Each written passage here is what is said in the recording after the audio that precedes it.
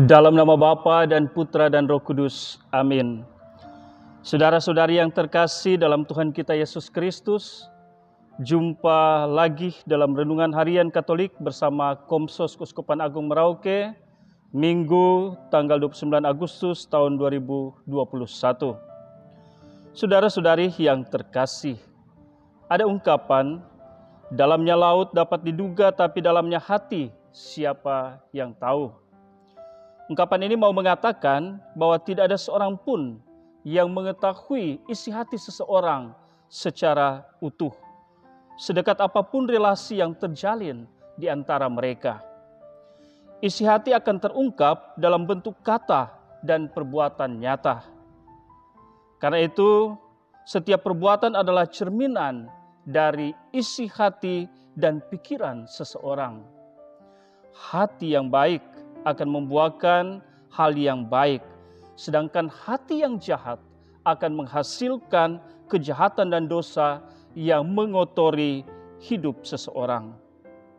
Saudara-saudari yang terkasih, melalui Injil yang hari ini kita dengarkan, Yesus mengajarkan kepada kita pandangannya tentang apa yang membuat seseorang menjadi najis, kotor, atau berdosa. Di balik itu tentu ada suatu tuntutan dan kemendesakan untuk mengusahakan dan memelihara hidup yang baik. Yesus bersabda, apapun dari luar yang masuk ke dalam seseorang tidak dapat menajiskannya. Dan dalam keterangannya, Yesus menjelaskan bahwa apa yang masuk ke dalam seseorang tidak dapat menajiskannya, karena bukan masuk ke dalam hati, tetapi ke dalam perutnya, lalu dibuang ke jamban. Maksudnya, apa yang masuk ke dalam tubuh manusia, yaitu berupa makanan, tidak menyentuh hati, tidak menyentuh jiwa, dan masuk keluarnya hanya urusan badani atau jasmani saja. Sehingga tidak menyebabkan seseorang menjadi najis, kotor, atau berdosa. Lalu apa sebenarnya yang membuat seseorang itu menjadi najis? Lebih lanjut dalam Injil hari ini Yesus bersabda, apa yang keluar dari seseorang itulah yang menajiskannya. Keluar dari seseorang berarti keluar dari kedalaman pribadinya sebagai manusia. Keluar dari hati dan pikirannya yang terdalam. Maka kalau hati orang itu jahat atau busuk, dari hatinya yang seperti itu akan muncul hal-hal yang jahat.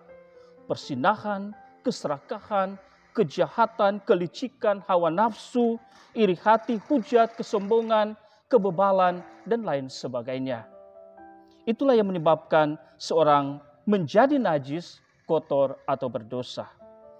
Sebaliknya, kalau hati dan pikiran seseorang baik, murni, penuh kasih, maka dari dirinya akan keluar kata dan perbuatan yang mendatangkan kebaikan, membahagiakan, membangun hidup bersama, dan menyelamatkan.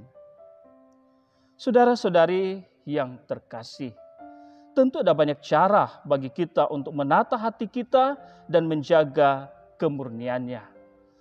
Dua hal berikut ini kiranya dapat membantu kita untuk menata dan menjaga kemurnian hati dan pikiran kita. Pertama, yakni pentingnya kesadaran diri. Kita sadar akan kedosaan kita dan mau bertobat.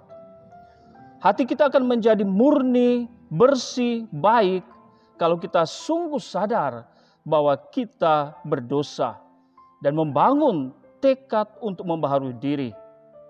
Sering orang tidak sadar bahwa dirinya berdosa. Ini adalah sebuah kesombongan. Atau orang sadar bahwa dirinya berdosa tapi tidak mau bertobat. Pertobatan akan membantu orang untuk memulai lagi sesuatu yang baru di dalam hidupnya. Dalam hal ini tentu butuh sikap kerendahan hati. Orang Farisi dan ahli Taurat sering dikritik oleh Yesus dengan keras, selain karena kemunafikan mereka, tapi juga karena kesombongan dan pembenaran diri mereka yang berlebihan. Hal yang kedua, yakni hidup berpegang pada sabda dan kehendak Tuhan. Dalam bacaan kedua hari ini, Rasul Yakobus menasihati kita, hendaklah kamu menjadi pelaku firman dan bukan hanya pendengar. Sebab jika tidak, kamu menipu diri sendiri. Mendengar firman tapi tidak melakukan, itulah orang munafik. Yang paling penting bukan mendengar atau membaca firman Tuhan, tetapi menjadikan firman itu sebagai pegangan hidup dan mengamalkan isi firman di dalam hidup sehari-hari. Marilah saudara-saudari kita jaga hati kita agar tetap bersih dan murni melalui pertobatan dan menjadikan sabda Tuhan sebagai pegangan dan pedoman dalam hidup kita. Semoga demikian, Tuhan memberkati kita.